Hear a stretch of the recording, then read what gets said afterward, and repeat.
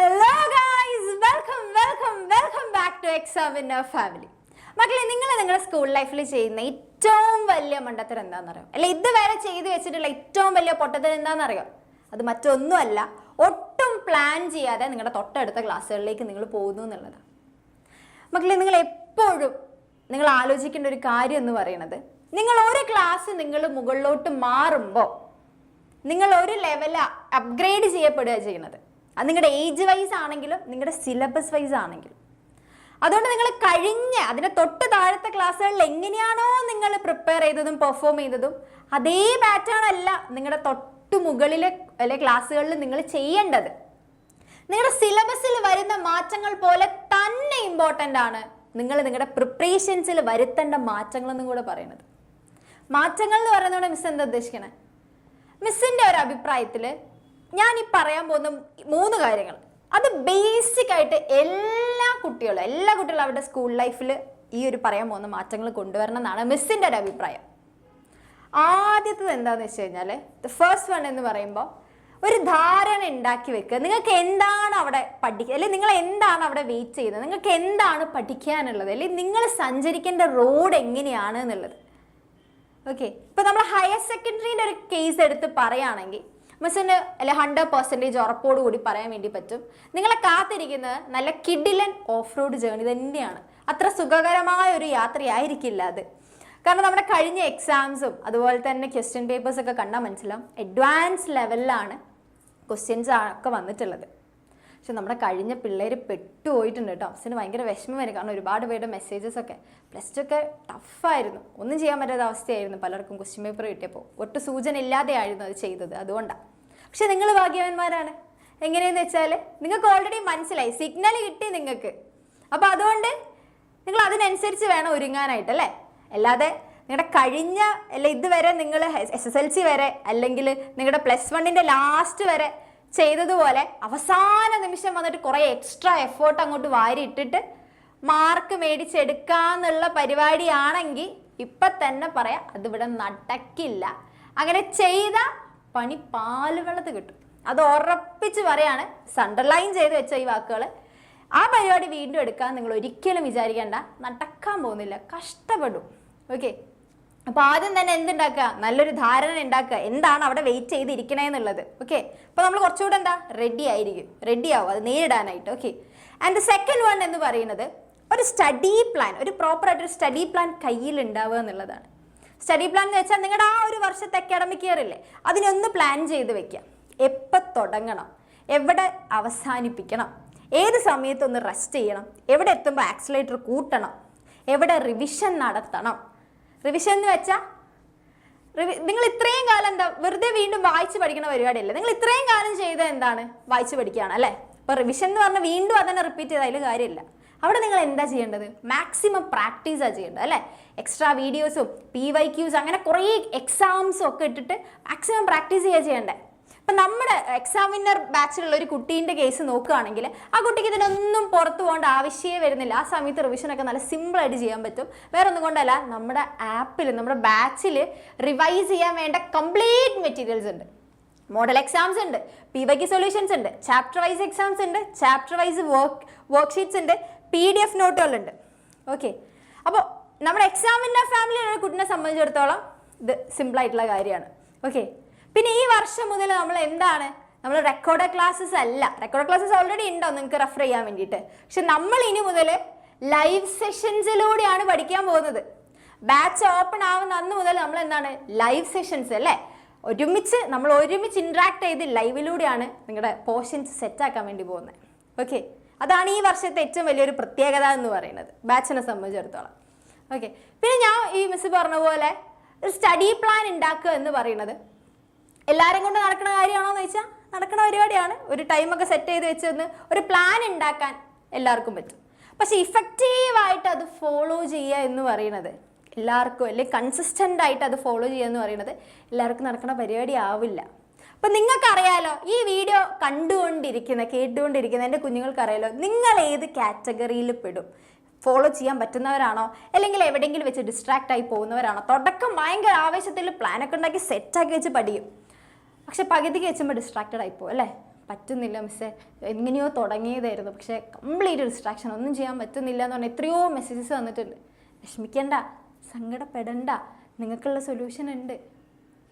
അപ്പം അങ്ങനെയുള്ള കാറ്റഗറിയിലുള്ള കുഞ്ഞുങ്ങളാണ് നിങ്ങൾ എന്നുണ്ടെങ്കിൽ തീർച്ചയായിട്ടും നിങ്ങൾ എന്ത് ചെയ്യുക, നിങ്ങൾക്കൊരു ബാക്ക് സപ്പോർട്ട് എന്ന നിലയ്ക്ക് നിങ്ങൾ ഈ ബാച്ച് പർച്ചേസ് ചെയ്ത് വെക്കുക അല്ലേ. നിങ്ങൾ ബാച്ച് നിങ്ങൾ എന്ത് ചെയ്യുക, അല്ലെങ്കിൽ നിങ്ങൾക്ക് ഇതിന് നിങ്ങളുടെ സ്കൂളിലെ ക്ലാസ്സസ് അല്ലാതെ എക്സ്ട്രാ നിങ്ങൾക്ക് വായിക്കാനോ അല്ലെങ്കിൽ അറിയാനോ പഠിക്കാനോ ആയിട്ട് എന്തെങ്കിലും ഒരു ബാക്ക് സപ്പോർട്ട് നിങ്ങൾ ഇപ്പോൾ ബാച്ചസ് ഒക്കെയാണ്, ഓൺലൈൻ ക്ലാസ് ഒക്കെ ആണെങ്കിൽ കുറച്ചുകൂടെ നല്ലതായിരിക്കും. കാരണം നിങ്ങൾ സ്കൂളിൽ പോയി വന്ന് പിന്നെ നിങ്ങൾ ഓഫ്ലൈൻ ആയിട്ട് പോകുന്നതിലും നല്ല നിങ്ങൾക്ക് വീട്ടിലിരുന്ന് നിങ്ങളുടെ കൺവീനിയൻസ് അനുസരിച്ച് നിങ്ങൾക്ക് അത് പഠിക്കാൻ വേണ്ടി പറ്റും എന്നുള്ളതാണ്. ഓക്കെ, അപ്പോൾ അങ്ങനെ എന്തെങ്കിലും ബാച്ചസ് പർച്ചേസ് ചെയ്ത് വെക്കുന്നത് എന്താണ് ഏറ്റവും നല്ല കാര്യമല്ലേ.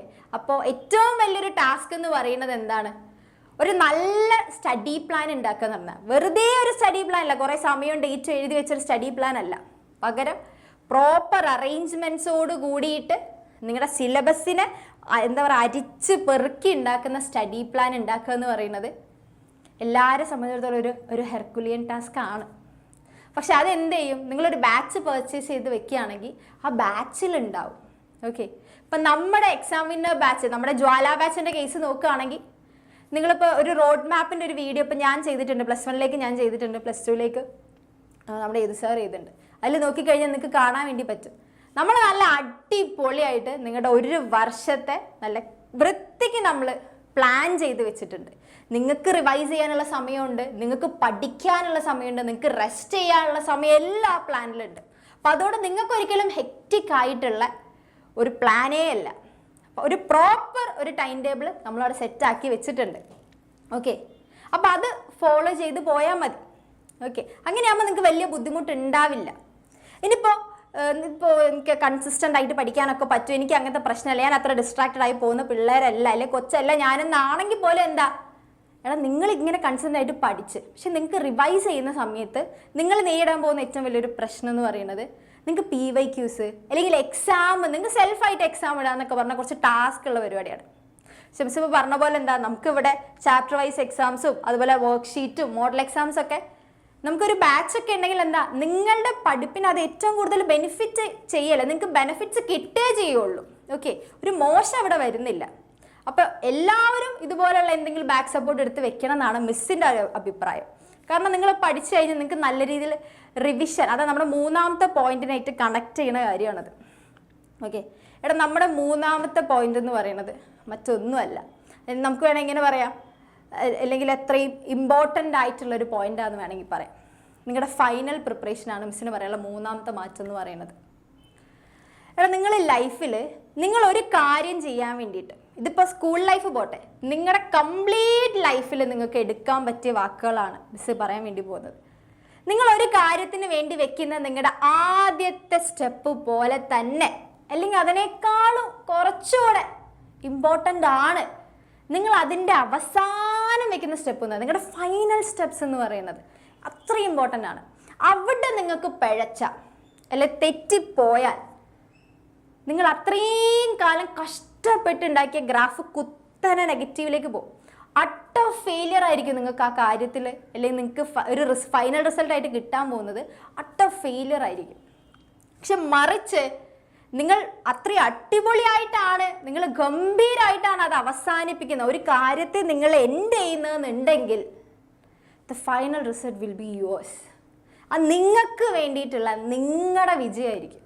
ഓക്കെ, അത് എപ്പോഴും നിങ്ങൾ എന്ത് ചെയ്യുക, മനസ്സിൽ വെക്കുക. അപ്പോൾ ഫൈനൽ സ്റ്റെപ്സ് അല്ലെ അവസാന നിമിഷങ്ങൾ, നിങ്ങളെ സംബന്ധിച്ച് നിങ്ങളുടെ പ്രിപ്പറേഷൻസിൻ്റെ അവസാന നിമിഷങ്ങൾ എന്ത് ചെയ്യണം, മാക്സിമം ബ്യൂട്ടിഫുൾ ആയിട്ട് അല്ലെങ്കിൽ ഏറ്റവും എഫക്റ്റീവ് ആയിട്ടുള്ള രീതിയിലാണ്. എങ്ങനെ ഏറ്റവും എഫക്റ്റീവായിട്ട് നിങ്ങൾക്ക് അതിനെ മാറ്റാൻ പറ്റുക? നിങ്ങളൊന്ന് ആലോചിച്ച് നോക്കൂ. നിങ്ങൾ നമ്മുടെ ബാച്ചിൽ ജോയിൻ ചെയ്ത് ബാച്ച് സ്റ്റാർട്ട് ചെയ്ത ആ ഒരു സമയം മുതൽ നിങ്ങൾ എന്ത് ചെയ്യുന്നുണ്ട്, ആ ഒരു ഫ്ലോ അനുസരിച്ച് നിങ്ങൾ പഠിച്ചുകൊണ്ടിരിക്കുകയാണ്. ഇപ്പം ഞാൻ നേരത്തെ പറഞ്ഞ നമ്മുടെ റോഡ് മാപ്പ് വീഡിയോ ഒക്കെ ജസ്റ്റ് കയറി നോക്കിയാൽ നിങ്ങൾക്ക് കാണാൻ വേണ്ടി പറ്റും. ഇപ്പോൾ ജസ്റ്റ് ഒന്ന് മിസ് കാണിച്ചു തരാം. നമ്മുടെ റോഡ് മാപ്പിൻ്റെ വീഡിയോ എന്ന് പറയുന്നത് ഇതാണ് അല്ലേ. ഇവിടെ നമ്മൾ എന്ത് ചെയ്യുന്നുണ്ട്, നമ്മൾ ഫെബ്രുവരി അല്ലെങ്കിൽ ജാനുവരി അല്ലെങ്കിൽ ഡിസംബർ ആകുമ്പോഴേക്കും നമ്മൾ നമ്മുടെ പോർഷൻസ് കംപ്ലീറ്റ് ചെയ്യുന്നുണ്ട് അല്ലേ. അപ്പോൾ ഈ ഒരു ലെവലിൽ നിങ്ങൾ പഠിച്ചുകൊണ്ടിരിക്കുകയാണ്. അപ്പോൾ അതിനർത്ഥം എന്താണ്, you will have done almost 80% of your preparations by next January എന്ന് വേണമെങ്കിൽ പറയാം അല്ലേ. അപ്പം നിങ്ങൾ അത്രയും ചെയ്ത് വെക്കുന്നുണ്ട്. ബാക്കിയുള്ള 20% ആണ് അല്ലേ. നിങ്ങൾ ഓൾമോസ്റ്റ് 80% കവർ ചെയ്ത് വരും നിങ്ങൾ ബൈ നെക്സ്റ്റ് ജാനുവരി ആകുമ്പോഴേക്കും. ബാക്കി 20%ലേക്ക് വേണ്ട കാര്യങ്ങൾ നമ്മൾ നിങ്ങൾക്ക് തരുന്നുണ്ട് അല്ലേ. നമ്മുടെ മാരത്തൺസ് ഉണ്ടാവും, പിന്നെ ഈ വർഷങ്ങളിൽ നമ്മൾ ഷോർട്ട് നോട്ട് ലൈവ്സ് പോയിട്ടുണ്ട് അല്ലേ. അപ്പോൾ ഏറ്റവും കൂടുതൽ എഫക്റ്റീവ് ആയിട്ടുള്ള കാര്യമാണ് നിങ്ങളുടെ കംപ്ലീറ്റ് സിലബസിനെ ഏറ്റവും കുഞ്ഞ് നോട്ട്സ് ആക്കി കിട്ടുക എന്ന് പറയുന്നത്. അപ്പോൾ അതിന് വേണ്ടി സെപ്പറേറ്റ് ഒരു ലൈവ് സെഷൻ തന്നെ വെക്കുന്നുണ്ട്. അപ്പം അതൊക്കെ എന്താണ് നിങ്ങൾക്ക് കൂടുതൽ എഫക്റ്റീവ് ആണ്. നിങ്ങൾക്ക് 2 മാസം ഗ്യാപ്പ് ഉണ്ട്. ആ 2 മാസം നിങ്ങൾക്ക് നല്ല അടിച്ച് മിന്നിച്ച് നിങ്ങൾക്ക് എന്ത് ചെയ്യാൻ വേണ്ടി പറ്റും, പഠിക്കുക, അല്ല അടിപൊളിയായിട്ട് പഠിക്കാൻ വേണ്ടി പറ്റും. അപ്പം ഇത്രയും കാര്യങ്ങൾ നിങ്ങൾക്ക് അവസാന നിമിഷം കിട്ടുമ്പോൾ നിങ്ങൾക്ക് നിങ്ങളുടെ എക്സാം അടിപൊളിയായിട്ടല്ലേ അടിച്ച് മിന്നിച്ച് എഴുതിച്ചൂടാ. നിങ്ങൾക്ക് എഴുതാൻ പറ്റും. ഒരു ഉറപ്പിച്ച് പറയുകയാണ്, നിങ്ങൾക്ക് എന്തായാലും എഴുതാൻ പറ്റും. അടിപൊളിയായിട്ട് സൂപ്പറായിട്ട് എഴുതാൻ പറ്റും. അപ്പം നിങ്ങൾക്ക് ഫുൾ A+ അല്ല, ഫുൾ മാർക്കാണ് നിങ്ങൾക്ക് കിട്ടാൻ വേണ്ടി പോകുന്നത്. ഇത് എപ്പോഴും നിങ്ങൾ മനസ്സിൽ ഓർത്ത് വെക്കുക. ഇത്രയും കാര്യങ്ങൾ മിസ് നിങ്ങളൊരു ക്ലാസ് തുടങ്ങുന്നതിനൊക്കെ മുൻപായിട്ട് നിങ്ങൾ ഓർത്ത് വെക്കുക. അപ്പം ഇത്രയും കാര്യങ്ങളാണ് മിസ്സിന് നിങ്ങളോട് പറയാനുള്ളത്. ഇപ്പം പന്ത് നിങ്ങളുടെ കോട്ടിലാണ്. നിങ്ങൾ എടുക്കുന്ന തീരുമാനങ്ങളെ ഡിപ്പെൻഡ് ചെയ്ത് മാത്രമായിരിക്കും നിങ്ങളുടെ ഹയർ സെക്കൻഡറിൻ്റെ മാർക്സ് വരാൻ വേണ്ടി പോകുന്നത്. അതിൽ നിങ്ങൾക്ക് ആരും ബ്ലെയിം ചെയ്യാൻ വേണ്ടി പറ്റില്ല. നിങ്ങൾ തന്നെയായിരിക്കും അതിൻ്റെ കംപ്ലീറ്റ് റെസ്പോൺസിബിലിറ്റി നിങ്ങൾക്ക് മാത്രമായിരിക്കും. അപ്പോൾ പന്ത് എവിടേക്ക് പോകണമെന്ന് തീരുമാനിക്കേണ്ടത് നിങ്ങളാണ്.